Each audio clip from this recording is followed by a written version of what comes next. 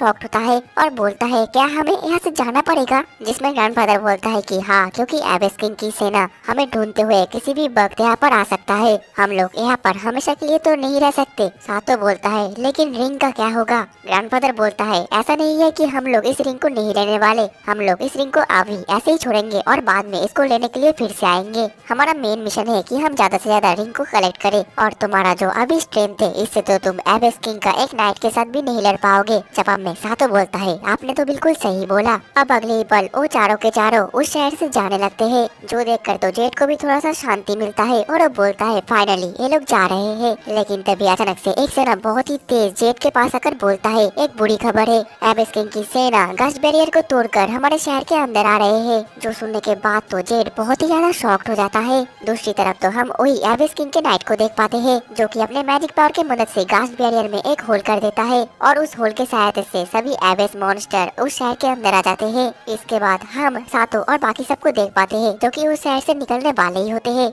लेकिन वो लोग भी वहाँ पर बहुत सारे एबेस मॉन्स्टर को देखकर शॉक हो जाते हैं। सातो बोलता है क्या बैरियर काम नहीं कर रहा है, आखिरकार ये मॉन्स्टर अंदर कैसे आए, ये लोग तो पैलेस की तरफ भी जा रहे हैं। वो ग्रैंडफादर बोलता है सातो लगता है तुम्हें जाना पड़ेगा, तुम्हें रिंग को प्रोटेक्ट करना ही पड़ेगा। सातो भी हाँ बोलता है। तभी हिमे बोलती है सातो अपने पावर को तो एक्टिवेट कर लो। जिसके बाद वो दोनों किस करने लगते हैं, जिस वजह से सातो का रिंग ऑफ लाइट का पावर एक्टिवेट होने लगता है। दूसरी तरफ हम उन एबेस मॉन्स्टर को देख पाते हैं जो लोग की पूरे के पूरे एल्फ शहर को तबाह कर रहे थे। फिर हम नेफ्रिटिस को भी देख पाते हैं जो कि अभी भी दुखी होकर घर के अंदर ही बैठी हुई थी। बाहर से एल्डर नेफ्रिटिस को सब कुछ बता रही थी, लेकिन नेफ्रिटिस बोलती है मुझे बाहर जाने की कोई जरूरत नहीं है, मेरे भैया सब कुछ संभाल लेंगे, क्योंकि मैं अपने माता पिता के प्रॉमिस को नहीं तोड़ सकती, मुझे हमेशा यहीं पर ही रहना पड़ेगा। दूसरी तरफ हम उस एबेस नाइट को देख पाते हैं जो कि रिंग ऑफ पॉइंट के पास पहुंच जाता है और वो उस रिंग ऑफ पॉइंट को लेने वाला ही होता है, लेकिन उससे पहले वहाँ पर जेड आ जाता है और बोलता है एबेस के नाइट तुमने बैरियर को तोड़ा, मेरे शहर को तबाह कर रहा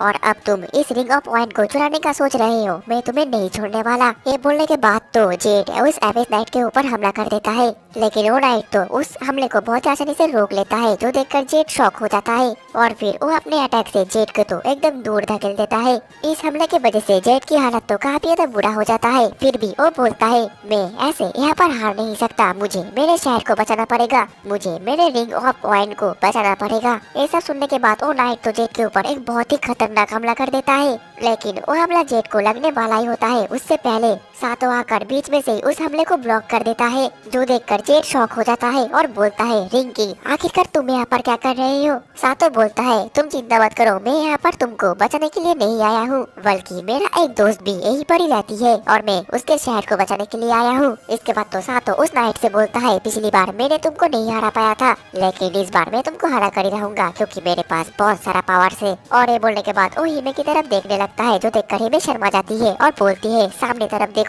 जिसके बाद सातो उस नाइट के ऊपर अटैक कर देता है, लेकिन वो नाइट तो अपने एक ही ऑइन अटैक से सातो को भी दूर फेंक देता है। दूसरी तरफ जो हिमे है वो तो जेड को ख्याल रख रही होती है और बोलती है ओ नाइट जितना भी ताकतवर क्यों ना हो, सातो हम सभी को प्रोटेक्ट कर रहेगा। जिसमें जेड भी बोलता है हाँ मुझे भी यही लगता है। फिर जेड खड़ा होता है और बोलता है मैं नेफ्रिटिस को प्रोटेक्ट कर रहूंगा, मैं उसको रिंग कर्स से आजाद करूंगा। दूसरी तरफ उस नाइट से लड़ते हुए तो सातो की हालत काफी ज्यादा खराब हो जाता है, क्योंकि वो नाइट सातो से कई गुना ज्यादा ताकतवर होता है और अभी भी सातो के पास बस एक ही रिंग है, जिस वजह से वो पूरी तरीके से अपने पावर को यूज भी नहीं कर पा रहा है। और ये देखकर हिमे भी समझ जाती है और फिर वो वहाँ से भागकर किसी और जगह पर जाने लग जाती है। अब अगले पल हम देख पाते हैं हिमे तो नेफ्रिटिस को बुलाने के लिए आई थी। दूसरी तरफ सातो अभी भी अपना जी जान लगाकर लड़ रहा था, तभी वहाँ पर एल्डर आ जाती है और बोलती है रिंग ऑफ लाइट की प्रिंसेस नेफ्रिटिस को बुलाने के लिए गई है। जो सुनकर सातो पूछता है लेकिन आखिरकार वो क्यों गई है। एल्डर बोलती है शायद वो तुमको बचाने के लिए गई है और जब तक ना वो यहाँ पर आती है तब तक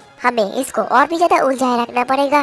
दूसरी तरफ हिमे नेफ्रिटिस से बोलती है प्लीज सातो से शादी कर लो, मुझे पता है कि हम दोनों एक दूसरे को अच्छी तरीके से नहीं जानते, लेकिन तुमको क्या हुआ है, तुम क्या फील करती हो वो तुम मुझे बता सकती हो, क्योंकि जब मैं छोटी थी तब मेरे भी पेरेंट्स रिंग ऑफ लाइट को बचाने के लिए मारे गए, मुझे पता है तुम्हारा ड्यूटी है सेफ गार्ड का तुम्हें रिंग को इनहेरिट करना पड़ेगा। मुझे पता है कि ये एक बहुत ज्यादा भारी बर्डन है, लेकिन फिर भी मुझे बहुत ज्यादा अफसोस हो रहा है कि मैं सातों के लिए कुछ भी नहीं कर पा रही हूँ। ये सब सुनकर नेफ्रिटिस बोलती है, मेरे पेरेंट्स ने रिंग ऑफ ऑयन के मदद से गस्ट बैरियर को बनाया ताकि मुझे रिंग ऑफ ऑयन को इनहेरिट करना ना पड़े, तो फिर मैं अपने पेरेंट्स के वादे को कैसे तोड़ सकती हूँ।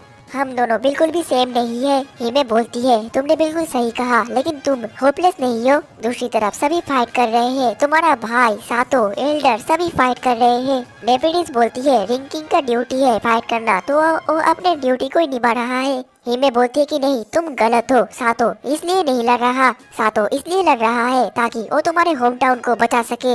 ये सुनने के बाद तो नेफ्रिटिस भी काफी ज्यादा शॉक्ड हो जाती है। वही पर हिमे तो रोने लगती है और बोलती है, जल्दी अगर हम सातो के लिए कुछ न करें तो वो मारा जा सकता है और मैं अकेले सातो को नहीं बचा पाऊंगी, इसलिए प्लीज सातो से शादी कर लो। और तभी नेफ्रिटिस अपने रूम के दरवाजे को खोल देती है और बोलती है, क्या मैं सच में हेल्प कर पाऊंगी। दूसरी तरफ तो वो लोग अभी भी लड़ रहे होते हैं। ठीक तभी वहाँ पर हिमे और नेफ्रिटिस एक बहुत ही बड़ा हैमर लेकर आती है। जेड बोलता है, नेफ्रिटिस आखिरकार तुम क्या करना चाहती हो। नेफ्रिटिस बोलती है, भैया आप मुझे बाद में डांट लेना। जिसके बाद तो वो दोनों ही हैमर को लेकर उस स्टैचू की तरफ बहुत ही तेज दौड़ने लग जाते हैं। नेफ्रिटिस बोलती है, पापा मम्मा मुझे माफ कर देना, और फिर एक ही हैमर की हिट से उस स्टैचू को तोड़ देती है। जो देखकर तो दूसरी तरफ जेड का मन और पैरों तले जमीन खिसक जाता है और बाहर जो गैस बैरियर था वो भी पूरी तरीके से गायब हो जाता है। इसके बाद तो नेफ्रिटिस जल्दी से रिंग को लेती है और फिर सातो के पास दौड़कर उसको किस कर देती है। ये देखकर ही मैं थोड़ा सा जेलस तो फील करती है, लेकिन वो ठीक होती है। और फिर इसके बाद तो उन दोनों का शादी हो गया होता है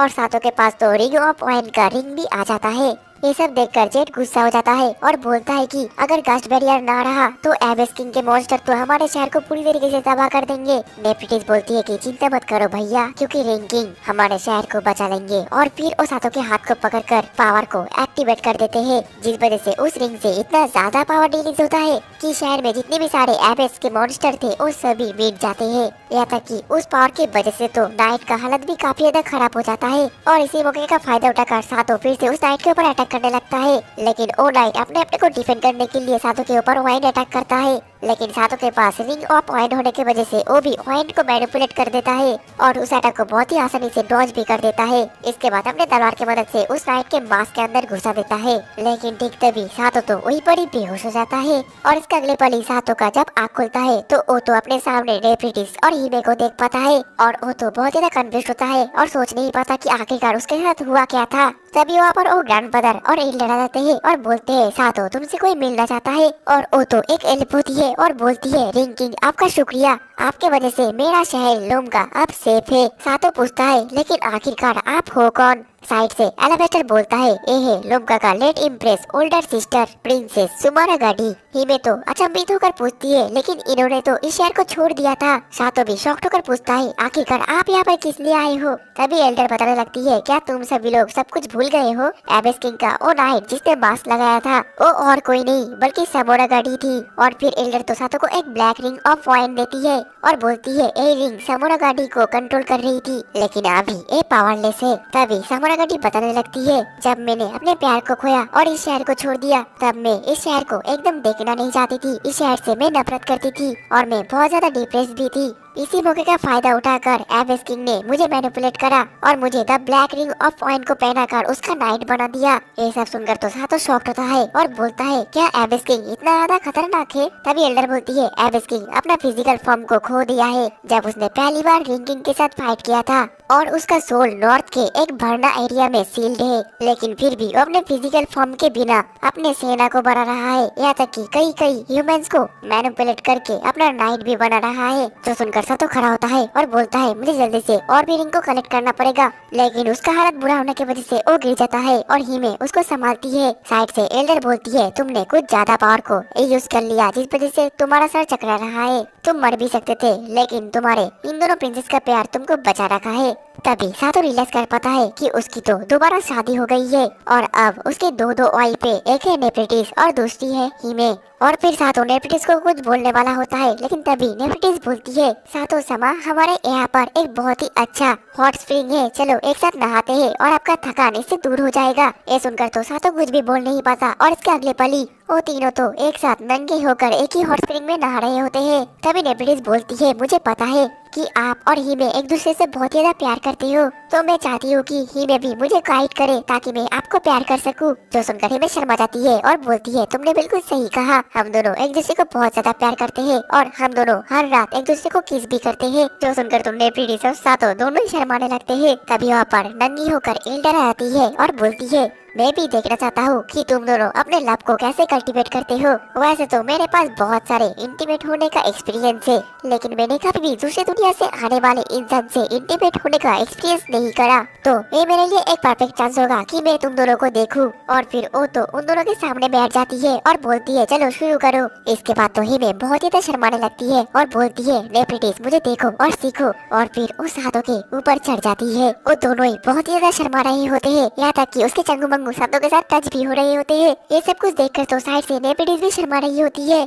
वहीं पर हिमे सातो को किस करने वाली होती है, लेकिन तभी सातो हिमे को रोक लेता है और बोलता है, रुको, अगर तुम ऐसे ही करती रहोगी तो मैं अपने आप को कंट्रोल नहीं कर पाऊंगा। और फिर ये बोलते हुए तो वो खड़ा हो जाता है और उसका छोटा हाथी देखकर तो नेफ्रिटिस और बाकी सब हैरान हो जाते हैं। दूसरी तरफ प्रिंसेस सुमरागाडी एलाबेस्टर से बोलती है, आप तो एक बहुत ही महान स्टेज हो। 50 साल पहले यहाँ पर एक ट्रैवलर आया था जिससे मैं प्यार करने लगी थी। क्या आप मुझे बता सकते हो कि अब वो कहाँ पर मिलेगा? क्या वो जिंदा भी है या फिर मर गया? तभी एलाबेस्टर सुमरागाडी को एक लॉकेट देता है, जो देखकर तो सुमरागाडी बहुत ज्यादा हैरान होती है और बोलती है, ये गिफ्ट तो मैंने उसको दिया था, ये आपके पास कैसे आया? जिसमें एलाबेस्टर बोलने लगता है, ये गिफ्ट उसने मुझे दिया था, वो अभी जिंदा है और किसी एक जगह पर पीसफुली अपना लाइफ बिता रहा है, लेकिन वो अभी भी तुमसे बहुत ज्यादा प्यार करता है। ये सब सुनकर तो सुमरागाडी को भी थोड़ा सा शांति मिलता है। एलाबेस्टर बोलता है, मैं खुश हूँ कि मैं उसके थॉट को तुम तक पहुँचा पाया। और फिर एलाबेस्टर सुमरागाडी के गिफ्ट को वापस कर देता है। अब अगले दिन सुबह नेफ्रिटिस अपने वही मूर्ति की जगह पर आती है और अपने फादर और मदर को गुड बाय करती है और बोलती है, मैं अब स्ट्रॉन्ग बन गई हूँ, मैं अब बड़ी हो गई हूँ, मुझे जाना ही पड़ेगा। तभी वहाँ पर जेड आ जाता है, जो देखकर तो नेफ्रिटिस थोड़ा सा हैरान होती है। जेड बोलता है, मेरी बहना, तुम अब पहले से स्ट्रॉन्ग बन चुकी हो, अपना ख्याल रखना। दूसरी तरफ सातो और वो बाकी सब तो वहाँ से जाने लग जाते हैं, लेकिन तभी वहाँ पर नेफ्रिटिस आ जाती है, जो देखकर सातो तो थोड़ा सा शॉक्ड होता है और बोलता है, क्या तुम सच में हमारे साथ आना चाहोगी? नेफ्रिटिस बोलती है कि हाँ, एक रिंग ऑफ लाइट की प्रिंसेस होने के नाते मुझे हमेशा रिंग किंग के साथ रहना पड़ेगा और उसका सेवा करना पड़ेगा और मैं अपनी ड्यूटी को अच्छी तरीके से निभाऊंगी। और वैसे भी मैं इस जगह के बाहर की दुनिया को देखना चाहती हूँ और मैं तुम्हारी दुनिया में भी जाना चाहती हूँ। तो तुमने मुझे प्रॉमिस भी किया था।